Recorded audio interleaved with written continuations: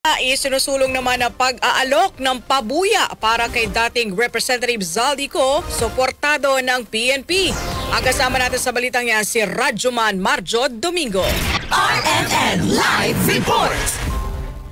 Suportado ng Philippine National Police ang posibilidad na pag-aalok ng pamahalaan ng pabuya para sumabilis sa pagkaka-aresto kay dating ako Bicol Representative Zaldico. Ayon kay PNP Acting Chief Police Lieutenant General Jose Melencio Nartates Jr. nakikipag-ugnayan na sila sa Department of the Interior and Local Government at sa Office of the President para sa posibleng hakbang para maghuli ang dating mambabatas.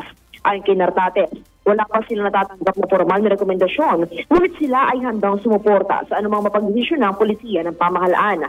Dagdag pa ng acting chief, mas dumadami ang potential informants kapag may reward na, lalo na sa mga lugar kung saan limitado ang presensya ng kapulisan. Ayon pa sa kanya, meron o walang reward, ay patuloy ang kanilang intelligence build-up at operasyon para maaresto ang nasabing akusado. Inatasan naman ni Nartates sa mga police units sa bansa, mahigpitan ang border at checkpoint monitoring, pati na rin ang pagpapaigting ng koordinasyon sa ibang ahensya at komunidad. Kasama mo sa Diesel RMN Manila, Radyoman Marjo Domingo, Tutok RMN.